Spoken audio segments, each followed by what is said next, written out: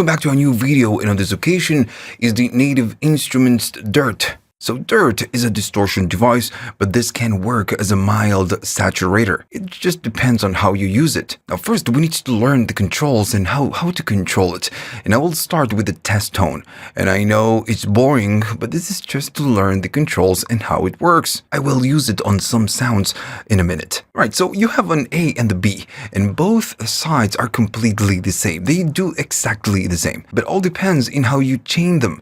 You have the A and the B, and you have three different options. So this is like chaining pedals. For example, you have the first pedal going into the second one. This is A going to B. Then you have the other option, which is the same, but B going to A. And then the third option is different. You have both pedals coming out. I'm going to be going all the way to the A, so we can just learn the controls and then, use both sides. I'm going to go to the number one. You have different profiles. The amount, this doesn't do anything. It doesn't do much. Notice it's moving, but it doesn't do anything if you don't do drive. I need to drive it in order to do something. And just to show you how this works, I'm going to go all the way to 100%. If I go down, keep going up on the dry, we start going all the way from 0. It does nothing. As we go up, we're going to start getting more harmonics. And this is the saturation part of the plugin. We do more saturation. As we keep going up, we get more. And at some point, we're going to start crushing it. And now we are on the distortion type of universe. As we keep going up, it's going to start wave folding. As we can see, it's folding it right here. We can see the belly right there, it's just folding. So yeah, you can go from a mild saturator to all the way wave folding. And on top of this, you have three different profiles. The first one is going to be a little bit less aggressive. The second one, it's more aggressive, as we can see right here. And the third one, it's even more aggressive, right? So you have different flavors, and you can go from mild to wild. I'm going to stay maybe around 50%, and we're going to keep on the third. Then at the bottom, you have the bias and the tilt. The bias, what it will do, it will give you more even harmonics. By default, this is going to give you more odd, so it sounds a little bit colder. As you keep going up on bias, it's going to give you, right here, you can see it on the spectrum, some even harmonics. And when you go all the way to the top, you need to create a blend between both. But this is what it does. It's going to give you that, even. Right here you have a tilt, which is a tilt EQ. And it works just like a tilt EQ, but it's only working, of course, on the distortion side of things. So if I go up on the tilt, it's going to boost the highs, and maybe I'm going to go to lower frequencies so we can see it. It's going to boost the highs and attenuate the lows. It's very subtle. And right now I'm using a single tone, which is, we don't have a lot. If you have a lot more, it's just a little bit more obvious. But then again, if you go up on highs, it's going to boost the highs, attenuate the lows. And if I go all the way down, it's going to boost the lows and attenuate the highs. And that's it, pretty much. At the top, you have this warning icon. So when you go up on drive, of course the volume is going to go loud, and we can see it right here. It's going really loud. So when you do drive and you handle the controls, this is auto compensating the volume for you, so it doesn't go crazy. Still, right here you have your FX trim. If it's super loud, you can go down and manage the volume from the FX trim. So I'm going to go back to an init patch. And right here, what's really important is that you need to use your different options. If I go from B to the A, we get nothing. But maybe I can go up on drive. We, of course, distort a lot. I'm going to go to fold. I'm going to stay on the 2. And as soon as I go to the bias, we start getting, different shapes.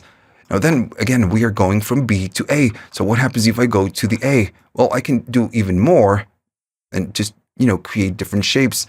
If I go to the 3 and then just saturate more, and again, go up on drive, we can maybe do bias and do the tilt, and we start, getting different shapes, different tones. Of course, this will affect your tone. And I know all of this is just super boring because we are doing this with a test tone. So let's, try it on some sounds. And okay, so I have a tiny little drum loop, and it's an 808 type of loop. And I want to use this because it's pretty dynamic, and we have a lot of lows. And usually when you use a distortion device, you need to think about your lows. So I'm gonna, start cranking it up. I'm gonna be using A to B. B is all the way down, and I'm gonna start cranking.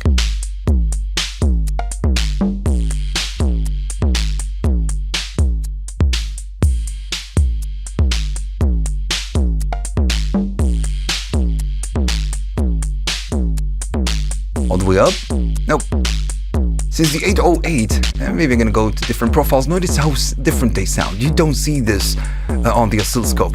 This is something that you need to, of course, try on real material. It's just less, more crushed, but it's still, it's darker. Now, right now I'm annoyed because, the lows are just, messing with the whole thing.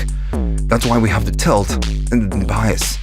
If I go tilt, I'm gonna tell the distortion to react more to the highs and not so much to the lows. If I go the other side, the lows are killing it.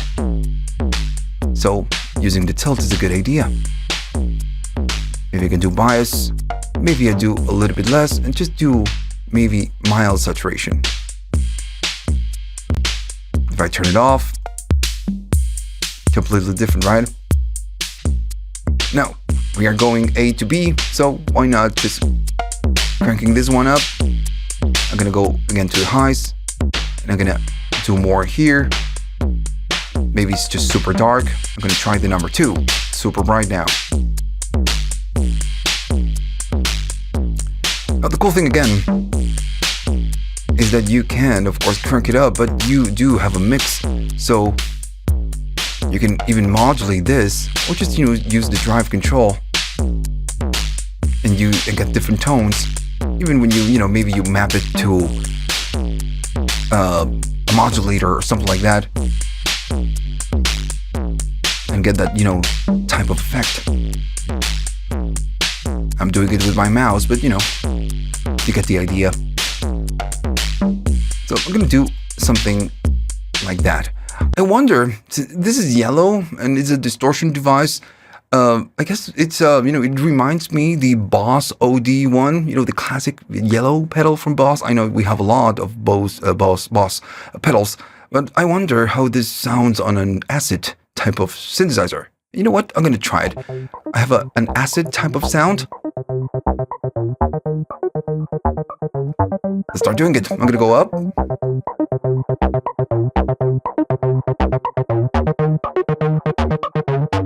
Maybe it's too loud. I'm going to go down in volume. Go down right here. Go up and tilt. And then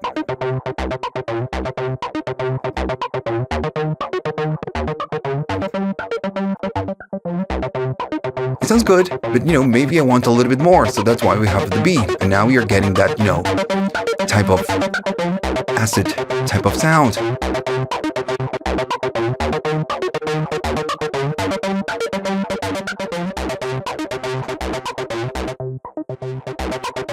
Nothing. And the in-betweens.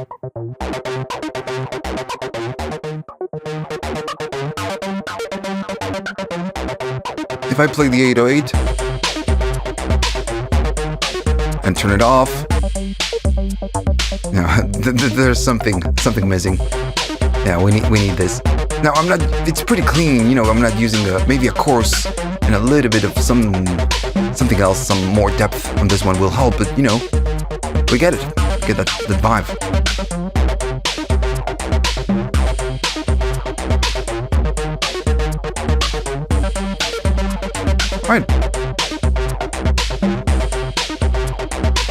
Alright, so that's it pretty much. And if you think about this, it's a cool device. It gives you saturation, then more saturation, and then all the way into more destruction. And then if you want more, then you can use, A to B and then B to A, and so on and so on and so on. So, it gives you a lot. And like I said before on a different video about some of the other devices from Native Instruments, when you get this plugin, you get them on a bundle.